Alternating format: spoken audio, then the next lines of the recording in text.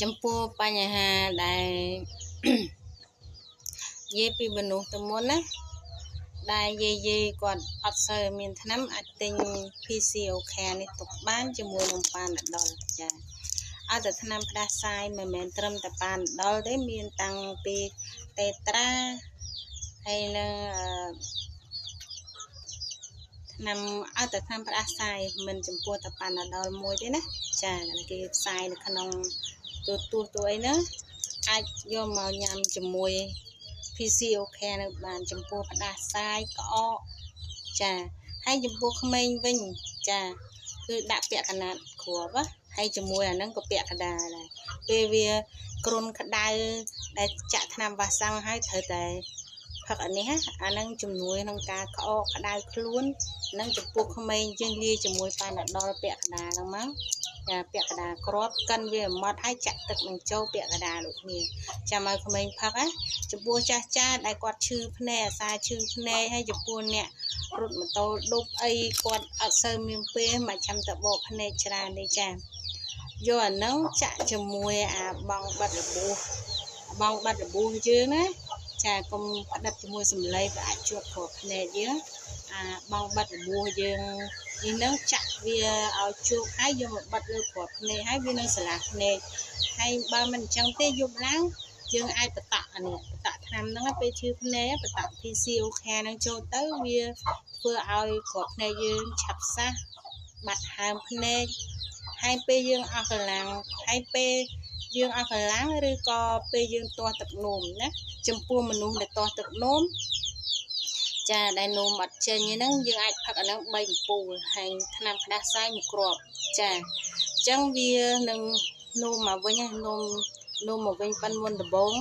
វានោមយើងទៅនោមមកយើងអាសានោមចុកចាប៉ុន្តែបើផឹកអាហ្នឹងចូល3អំពូលហ្នឹងហើយសន្ទុះក្រោយប្រហែលខ្ទង់10នាទីលាយថ្នាំផ្ដាសាយ1គ្រាប់ទៀតមកវាអត់នោមចុកវានោមលក្ខណៈធម្មតាមកវិញប៉ុន្តែគ្រាន់នោមតិចជាងយើងនោមសັບធម្មតាតោះតាកន្លះម៉ោងក្រោយបានជានោមធម្មតាឡើងវិញចាហើយចំពោះចាស់គាត់អាសាស្វាងភ្នែកស្វាយអាចយក PCOK ទៅបតក់លើគ្រាប់ភ្នែកបានណាហើយពេលយប់ឡើងពូរត់ទៅដុំយើងទៅទៅទិញបងហូមលបួបងហូមលបួកណាត់ហ្នឹងយើងយកមកចាក់នៅលើហ្នឹងឲ្យសើមហើយយើងដាក់គ្របលើគ្រាប់ភ្នែកយើង10នាទីឬក៏5 10ហើយពេលយើងអស់កម្លាំងយើងអាចកាច់អានេះផឹកបាន2អំពូលទេណាវាអាចបាត់ដៅខ្លួនយើងចង់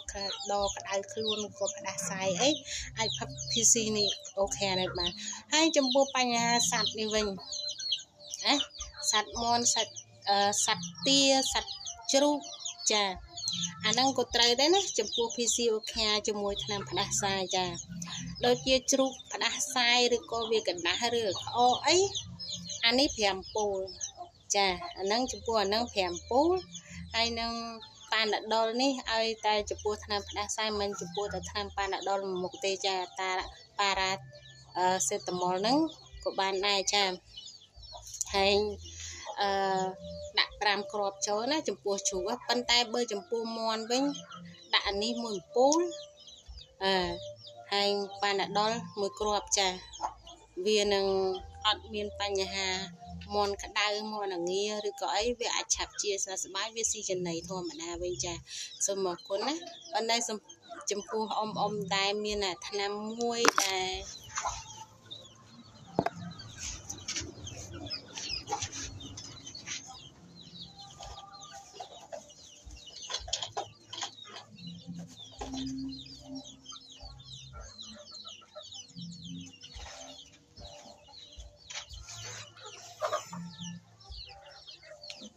ចំពោះថ្នាំមួយដែលមានលេខនៅចុងកន្ទុយចាមានលេខនៅចុងកន្ទុយហ្នឹងគេឲ្យផឹកណា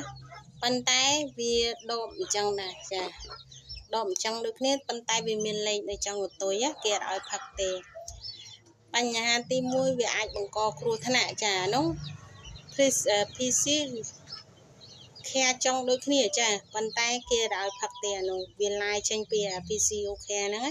ប៉ុន្តែវាមានលេខនៅចុងកន្ទុយដូចជា250 ML ចាអាហ្នឹងគេឲ្យផឹកទេចាគេអនុញ្ញាតឲ្យប្រើតែ PCOK មួយទេណាចំពោះបញ្ហាថ្នាំមួយយ៉ាងទៀតមានលេខនៅចុងកន្ទុយនោះវាចាំមិនដឹងតើឲ្យចេញប្រើទេអាហ្នឹងចំពោះអ្នកបាក់ឆ្អឹងក្រិចថ្លាស់ខ្លាំងបានគេឲ្យប្រើទី1គេមកឲ្យប្រើវាអាចមានការកកស្ទះនៅសរសៃឈាមចាមានលេខនៅចុងកន្ទុយខាដូចគ្នាចាប៉ុន្តែខ្ញុំមិនសូវចេះអានទេភាសាអង់គ្លេសចាណាខ្ញុំបែររើសបានមកអំពូលដល់លើប៉ោងទៅដល់ណាចាចឹងហើយសូមបងប្អូនសូមប្រុងប្រយ័ត្នណាឥឡូវភាកច្រើននៅតាមផ្ទះបងប្អូនខ្លះមានសិតតែសារ៉ាងណាសូមបងប្អូនខាង clinic ឬក៏មណ្ឌលសុខភាពកុំអនុញ្ញាតឲ្យយកសារ៉ាងចេញតាមផ្ទះឲ្យសារ៉ាងទូចនឹងយកឆ្អែតមានសិតតែឈាមផ្ទះខ្ញុំមាន10ពូក្នុងបន្ទប់ទឹកមាន10សារ៉ាងនិងសារ៉ាងមកពីណាចាចំពោះបញ្ហាសារ៉ាងសូមគ្រប់ពេទ្យទីស្នាក់ការពេទ្យមិនអាចបើកចាស់ជាបានទេសារ៉ាងចាក់ថ្នាំនៅតាមតំបន់ផ្សេងសបោសារ៉ាងតាមផ្ទះបរិមលឹមណាសិតតែសារ៉ាងទាំងអស់ចាមានថ្នាំមួយយ៉ាងដែលមានលេខនៅចុងកន្ទុយចាខាដូចគ្នាមានលេខចុងកន្ទុយតែគេមិនអាចយកប្រើប្រាស់បានទេអាហ្នឹងលុះត្រាតែអ្នកមានបញ្ហាសួតទាន់សួតខ្លាំងបានគេអាចយកមកចាក់បាន